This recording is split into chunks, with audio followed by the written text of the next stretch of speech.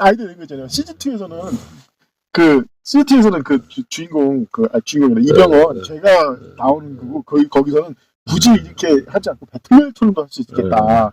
그러면 진짜 돈 들여서 괜찮게 만들었으니까. 배틀로얄 한참 하다가, 지금부터 게임 시간에는 사방지경을 그런 식으로 할 수도 있겠고. 재밌네, 이것도. 그래서 약간의 과학을 접목해봤어요. 그래가지고 얘기를 하자면, 근데 이제 이것도 이제 연결돼서 가장 반물질과 관련돼서 가장 연결되어질 수 있는 게 뭐냐면 테넷이죠. 그게 뭐예요? 영화 테넷. 테넷? 네. 영화 테넷을 보면 이제 거기 보면 이제 얘네들이 반물질로 변환해가지고 시간을 역행하잖아요. 이게 얘네들이 실제로 만약에 테넷 같은 현상이 일어났다 그러면 사람 눈으로 보기에는 마치 그 검은 괴물처럼 보일 거예요. 역행하는 사람이. 역행하는 사람이란 물체가 실제로. 왜냐면 반물질이니까. 진짜 빛이 왜곡된다 이거. 네, 그쵸. 반대로 빛이 얘네들 반물질이기 때문에 빛이 흡수가 된단 말이죠. 무슨 얘기야. 원래는 거기서 소리라든지 다른 건 다 효과를 보는데 이상하게 시각만 반대 현상이 안 일어나는 게 일부러 그건 영화적 허용이라 어쩔 수 없이 영화를 찍을 수가 없어요. 그것도 재밌네. 테넷 관련해서도 진짜 할 얘기가 많은데. 그래서 이게 많은 영화들이랑 또 접점이 되기 때문에 이것도 이제 새로운 시각을 제공할 수 있고, 저는 이제 과학자니까 이런 소리를 할 수 있는 거죠. 그리고 이제 그래서 이제 저는 그 차원 전송으로 봤고, 차원 전송이라고 가정하면, 이런 게 이제 말이 된다. 그 다음에 이제 전송될 때는 정보가 그대로 다 읽혀가지고, 완전한 형태로 조립이 되기 때문에, 사실은 이제 현재 여기서는 현재 여기 있는 존재는 지금 사실은 이제 얘기한 것처럼 없어지는 거죠. 측정을 통해서. 그러면 이제 예를 들어 측정된 재가 유기물이 아니고 지상에 없는 거다, 세상에 없는 거다라고 말할 수 있는 거죠. 왜냐하면 그 반물질 전송 과정에 남은 반물질의 잔해니까. 근데 그 얘기를 결국 근데 문제는 이걸 촬영하는 순간 이 드라마는 종교 영화가 아닌 과학영화로 바뀐단 말이에요. 그렇죠. 근데 왜 이게 뭐가 있냐면 다른 나라는 문제가 안 되는데 우리나라만큼은 특히 약한 게 SF가 약하다. 왜 SF가 약할까? 그걸 좀 언급한다면 사실 간단해요. 우리나라가 너무 SF적이라서 나라 자체가 너무 SF적이라서 SF에 대해서 둔감한 경향이 있는 거예요. 사실 SF의 재미는 SF가 아니에요. 무슨 우주선 날아다니는 그런 게 아니라 사람들이 무슨 우주선이다 그러니까 스타워즈도 사람들이 광선총 나도 광선총이래, 우주선 나도 광선총인데 포스 딱 쓰고 포스잖아. 안돼, 포스는 안돼 막 이렇게. 아니 제대였어 이렇게 하고. 사실 아니 광선검이 더 신기하니까 우주선이 더 신기하니까 우주선이 더 신기한데, 우주선 한참 보다가 우주선 날아다니다가 갑자기 포스 딱 하면서 제라이 쫙 하니까 와 이렇게 돼서 상당한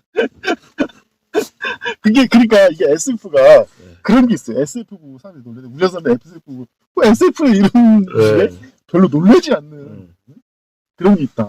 근데 왜 그러냐면 사실 우리나라가 옛날부터 너무 좀 SF적이었어요. 예를 들어서 이제 사람이 이제 고려청자 같으면 고려청자 아름다운 옛날 당시에는 그거는 초과학이었어요. 초과학이었죠. 진짜 초과학이었어. 그렇게 생긴 형태의 물건이 있다는 것 자체에서 사람들이 경이롭기까지 했죠. 실제로 그랬어요. 왜냐면 나무로 그렸어요. 나무로. 그런 걸 보다가 새소리가 나는 이거 쇠도 아니고 돌도 아니고 나무도 아니고 이거 뭐야 이거 이런 게 갑자기 딱 떡하니 술 같은 거 딱 담겨서 나오니까, 그래서 그거 못 사가지고 난리였고, 비단도 그랬었고. 우리 지금 시대에 보기 그냥 그 당시 관점의 이 과학 기준으로 보면 엄청 초과학이었고 경이롭기까지 하고 막 그랬다. 근데 그런 과학이 가장 발전했던 나라가 조선이었단 말이에요. 그 조선이 과학 열병기가 가장 세계에서 최초로 체계화된 나라가 조선이었다 이거예요. 그렇죠. 왜 그러냐면 그건 간단한데, 이미 조선의 주변 상황이 냉병기에선 절정을 됐어요.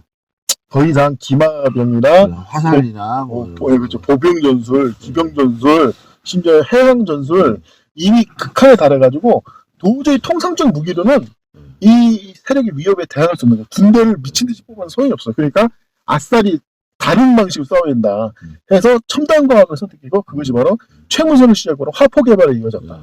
그래서 아주 전문적으로 화포를 했기 때문에 당시 그 몽고군과 비해서 뭐 별 차이도 안 나는 여진족이라든지 뭐 아니면 이 해적 그 외놈들 완전히 그냥 그놈들 상대로 엄청난 전과를 발휘했었다.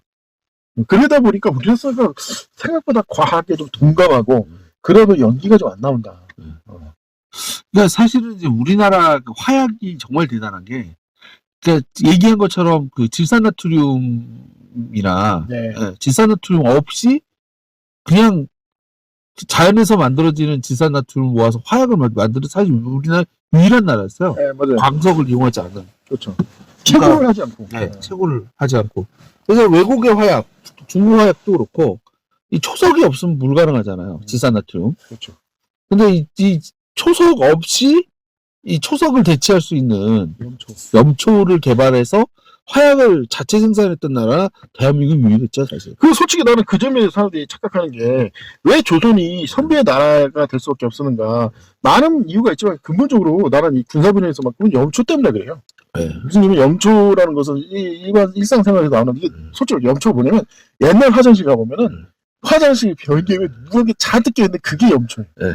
그게 이제 그 질산 나트륨이 결정화된 거. 그렇죠. 오줌 싸다 그런 건데 그걸 긁어내서 화약을 그 목탄하고 유황을 섞어서 화약을 만드는 건데 그거를 긁어내는 거 지금 시대도 그걸 까가지고 긁어내면 누가 긁어내겠습니까? 어마어마한 인력이 동원하고 어마어마한 그 관리가 필요한데 무슨 전자계산기가 있던 것도 아니고 옛날에는 그 다른 나라 엄두도 안 나는 걸 선비라는 어마어마한 그 행정 인력을 갖고 있었기 때문에 우리나라가 그 염초계 그 발굴이 그 채굴이 가능했다 이거야. 그러니까 사실은 이제 국가적인 아예 그 기관이 있었죠. 그렇죠. 그러니까 그런 기관을 두고 그 관리 인력을 뽑아내야 되는데 옛날에는 그렇게까지 글씨를 읽고 쓰는 나라가 전 세계적으로 희귀했던 시대에 어마어마하게 그런 관리를 양산할 수 있던 건 조선밖에 없어 사실. 그리고 그렇기 때문에 이 염초라는 개념, 다른 나라는 아예 상상도 할 수 없는 염초라는 개념이 만들어진 거다 우리나라에. 그래서 나 처음에 몰랐는데 이 진짜 말 그대로 펜이 칼보다 강하다더니만 진짜 그걸 실현시킨 게 조선이었고 그걸 통해서 화양 체계로 미리 일찌감치 나가서 주변의 열병기 국가들을 다 제압했던 거다. 냉병기 국가 헷갈렸네. 예. 자 그러다 보니까 이 SF 아이언이 우리나라 SF에 지금까지 약했다. 근데 어쨌든 그 연상호의 그 지옥을 갖다가 어떤 SF적인 측면으로 보면은 그런 식의 어떤 차원 전송, 그다음 다른 차원 존재하고 이제 실제로 그런 식으로 만약에 과학적으로 푼다고 할 것 같으면 그 다른 그 넘어 얘네들을 전송하는 넘어 세계의 어떤 그런 그 또 여러 가지 상상을 해볼 수 있는 거죠. 왜 얘네들은 사람만 고지하고 데려가느냐? 왜 사람만 데려가느냐?